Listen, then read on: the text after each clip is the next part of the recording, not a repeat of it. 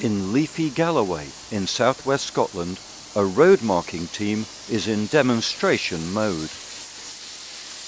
They're laying high-performance road markings, which are up to 3 times brighter at night than ordinary white lines.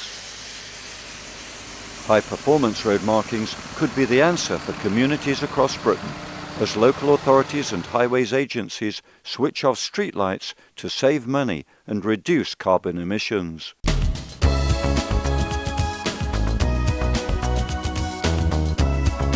Why the Galloway Forest Park for this demonstration?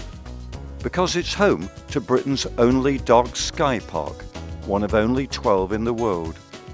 An area with extremely low light emissions, where both locals and visitors are encouraged to enjoy the dark by sky watching and stargazing. George Lee, National Director of the Road Safety Markings Association, watched the new lines being laid and drove the newly treated roads himself at night. But I think in the Dark Sky Park of Galloway, the darkest skies in Europe, really do give a very vivid representation of what high-performance road markings can do. You can actually see the vibrancy of the road markings illuminating not just the road but the whole environment surrounding the road, and getting an effective tunnel of light that produces really quite remarkable outputs. You actually can see that balance can be struck between optimal road safety, reduced carbon emissions, reduced costs to the local authorities and highway authorities, ultimately to taxpayers, and a reduction in light pollution as well.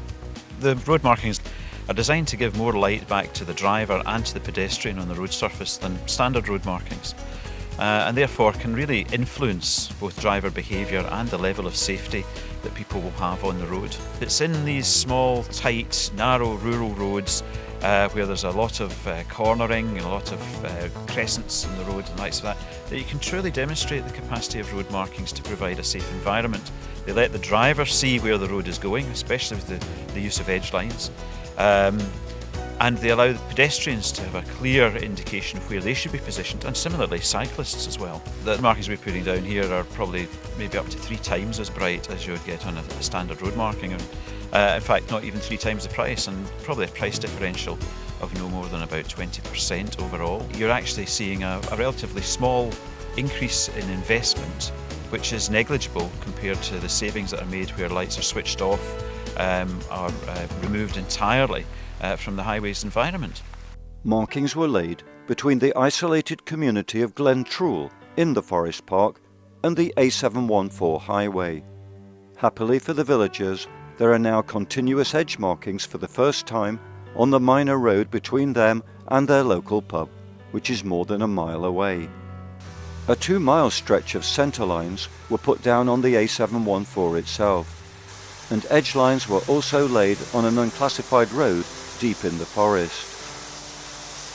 The team were from Glasgow-based Marcon Limited, whose general manager Scott Ewell is the incoming chairman of the Road Safety Markings Association. As chairman, will he press the case for high-performance markings? I think so. I think it's something we've got available to us in the locker, and we have to get out there to all the engineers that are there to show them that we can easily deliver this and a benefit to the road user. We don't have enough experience of driving on roads of this because there aren't enough high-performance road markings out there. It's something we have to press on, obviously, over the coming years. What we can do here is prove to people that we can provide a low-carbon benefit without, in lieu of road safety, that we can provide them something that's a lot better than the alternatives that are out there at the moment in terms of street lighting, which are high carbon, high initial cost and high maintenance. We can provide something without the detriment to road safety. The demonstration was welcomed by tourism official Keith Muir. For him and his colleagues in the Forestry Commission, keeping light emissions at a minimum is essential to maintain the official Dark Sky Park status and to attract visitors.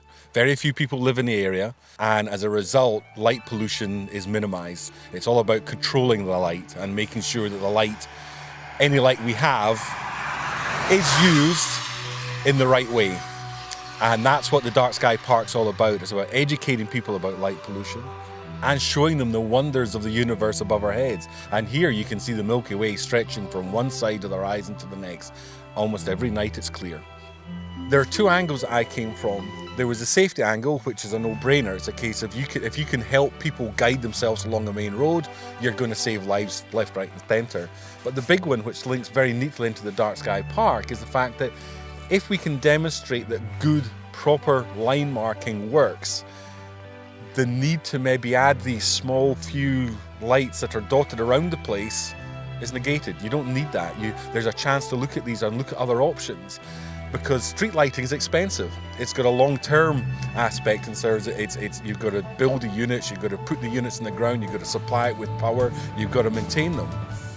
You put down good line marking, you get a one-off, well-performed product put on the road, which should last 5-6 years without being re-looked at, and hopefully it'll save lives.